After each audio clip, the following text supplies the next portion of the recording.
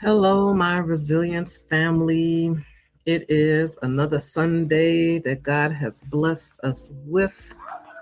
I am grateful. Guys, I took a little R&R this weekend. Um, just needed that time. I needed the time to think, to refocus. Um, it just felt warranted, needed. So I did it. Okay.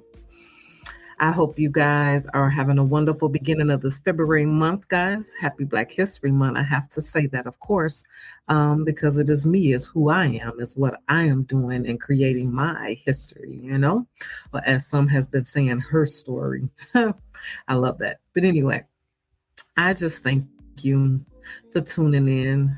If you're tuning in now or later, just thank you. Thank you for your support. And I hope what I share with you all is helping you in your journey of life, helping you in your journey of healing. That is my intentions. And I'm grateful. I'm grateful God has put this in me, has given me this platform to press this word, to push this word, to help you all, to help me. Because you walk on this journey of life with me. As things happen, it is me showing you that life happens. And excuse me, a boom just happened. And I had to see, but just look like, what was that? But anywho, guys, so today I continue to episode 2 in this 5-part series, guys, of learning to love yourself through the healing. And today we're talking about when trauma changes you. When trauma changes you. There's a moment after trauma when you realize something quietly, but unmistakably true. You are not the same person anymore. Not because you wanted to change, not because you chose to, but because pain reshaped you. And today, we're talking about what happens when trauma changes you. Trauma changes who you are and how to learn the person you became because you survived. I am dedicating this episode to my son, my only son that I lost 5.5 years ago, to gun violence. This episode is lovingly dedicated to him. Love and legacy continues to shape the way I live, love, and your life mattered. Your love remains, and your love legacy lives on. My King Josiah.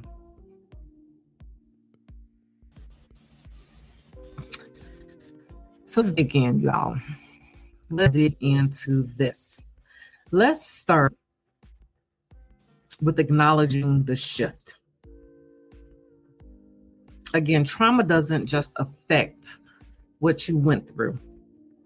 It affects how you see the world, how you love, how you hope, and how you plan. And sometimes the hardest part of healing isn't processing the event. It's grieving the version of yourself that existed before it. The you who felt safer, the you who assumed more time, the you who didn't carry the kind of weight. If you ever thought, I don't recognize myself anymore, I want you to know you're not broken. You're not alone in feeling this. You've been changed. I've been changed. For me, trauma changed everything the day I lost my only son. And let me rewind a little. I actually lost both my parents. I had changed her too. Literally after my father passed, I think it was about 3 years after I lost my mom, I just relocated. I left Illinois and I moved to Arizona. I believe I needed a fresh start, you know. I believe God was just speaking softly to me and I was making the right move, you know. So, no words that fully capture what it means to lose a child, especially when that child is your only one, meaning he was my only son. For those that only had one child and lost, I can't fathom. You know, I only, um, my heart goes out to you because I have three daughters. But this was my only son. This hope too. And guys, I'm having a little bit of weak signal, so my video is going in and out. But audio is there, and you guys can hear this because this is a good word. I believe you and I both need. Um, so life doesn't just crack in that moment; it reorders itself. After losing my son, Josiah, I didn't just grieve him; I grieved the future I imagined. Birthdays, thinking what he was going to be when he hit 21, the milestones that I expected, the version of motherhood I thought I live out. What trauma did most was change my intentions for living. I no longer I no longer postpone love and praying that it will find me, that person, that relationship love, you know, of having that other mate. But anyway, I no longer wait to say what matters. Guys, I truly live like every day is my last day. And I try my best to talk to my daughters, to talk to who I will have last words with. Um, so losing my son, it taught me to live as it was my last day. Not recklessly, but intentionally. I'm learning to live more intentional, be intentional with purpose, with honesty, with presence. Redefines priorities. Trauma has a way of stripping life down to what actually matters. After loss, things that once felt urgent lose their power, and things that once felt small become sacred. I always said it was little things, you know, the little things that matter. You start asking different questions. Does it align with who I am now? Is this worth my energy? Am I living or just surviving? And here's the truth we don't talk about enough. Trauma doesn't only take, it also reveals. It reveals what you value. It reveals what you no longer tolerate. It reveals the depth of love you're capable of carrying. But learning to love this changed version of yourself takes time. So be patient with yourself. One of the most difficult parts of healing, accepting that you cannot go back. Self love after trauma means releasing the expectation to be who you once were. It means loving yourself, even when you're more cautious, honoring yourself, even when you're more emotional, grieving, excuse me, giving grace to the version of you that had to learn survival.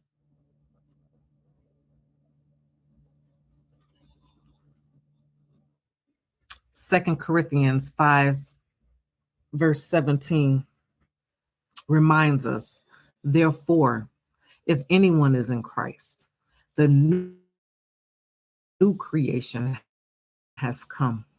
The old has gone, the new is here. Doesn't mean trauma was good. It means it's present in what comes after. He's so present that he's in it with you. The new you is not less valuable. She is forged, or he is forged.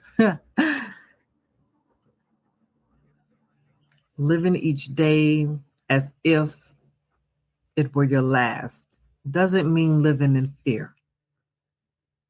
It means loving without delay, forgiving more freely, saying no when your spirit needs rest,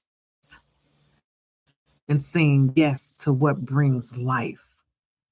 So please hear me. You don't have to explain yourself to people. I just thought I'd throw this in there. This interlude is not in my notes, but I felt it in my spirit. That is okay to do you. It's okay to sit with God. It's okay to take that break. It's okay to love you. After losing my son, I learned that time is not guaranteed, but meaning is still possible. And choosing intention is one of the most powerful ways to honor both your healing and your loss. Yeah. So I want to invite you into a gentle reflection. Ask yourself, how has my pain changed me? And what parts of that change deserve compassion instead of criticism? You might whisper or write, this version of me deserves love too, because she does. He does. But if trauma has changed you, I want you to hear this clearly. You are not failing at healing. You are not too different. You are not too much. You are living proof that love can exist alongside loss. And loving yourself now doesn't dishonor who you were before. It honors the journey it took to get here. Mm-hmm. So please show yourself some grace. Love on yourself through your healing process, through this grief that you have, that exists. Honor it, acknowledge it, talk to God, pray, talk to someone else. It may be your best friend, whoever is your inner circle, your confidant, your significant other, your spouse, or even a therapist. Love on you.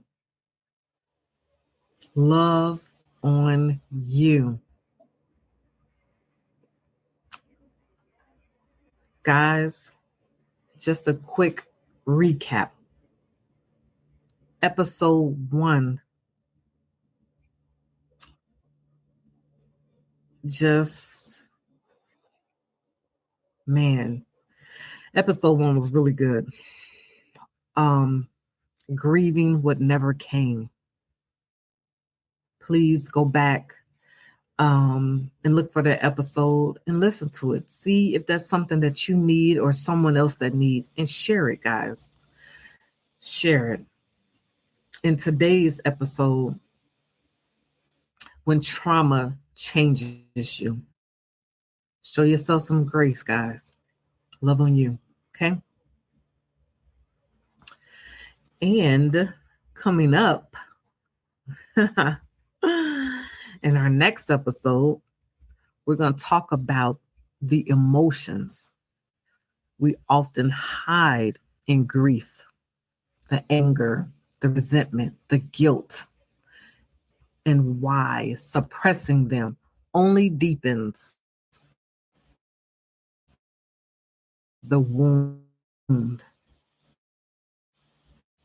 Until then, my resilient ones, self, be gentle with yourself.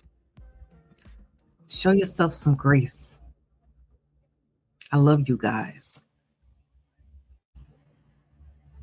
This is Resilient with Olivia, where healing meets faith and resilience begins within.